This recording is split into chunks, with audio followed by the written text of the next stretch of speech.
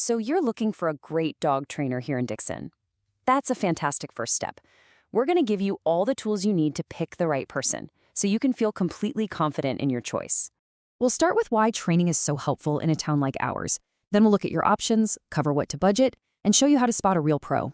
After that, we'll get into the specific questions you should ask, and we'll finish up with a quick guide to Dickson's local dog rules.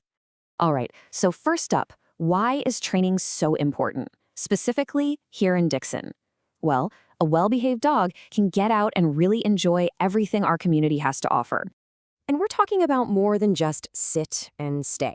This is about real life, like being able to take a nice, calm walk down Main Street, or having your dog politely greet a neighbor at the courthouse square without, jumping all over them. Okay, so what should you actually look for in a training program? Let's break down the different methods and the types of classes you'll come across. You're going to hear this term a lot: positive reinforcement. It's really the modern, humane standard for dog training. It's all about rewarding the behavior you want to see, which builds trust and makes learning way more fun for your dog. Generally, you'll be choosing between group classes and private lessons. Group classes are awesome for practicing focus with distractions around, which is perfect for public manners. Private lessons, on the other hand, are totally tailored to you and your dog, helping you tackle specific issues right where they happen, like in your own home or neighborhood. Now, for more challenging situations, you might see things like board and train programs. With any of these more intensive options, it's really vital that you confirm they use humane methods and that they'll show you how to keep up the training when your dog comes home. All right, now that you know the types of training out there, let's get down to the practical stuff: how much to budget and how to know if a trainer is actually qualified.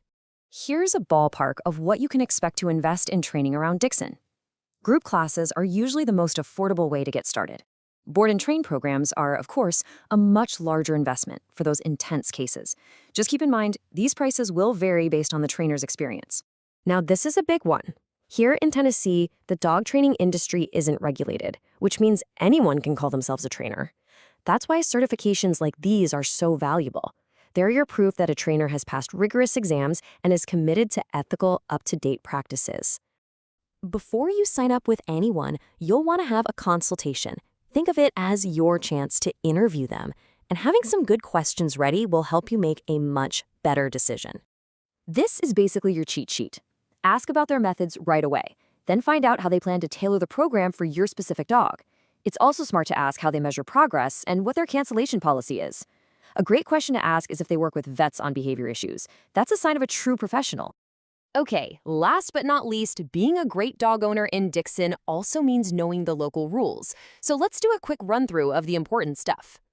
Here's a number you'll want to remember: 6 feet. In Dickson, your dog's leash can't be longer than 6 feet when you're in a public space.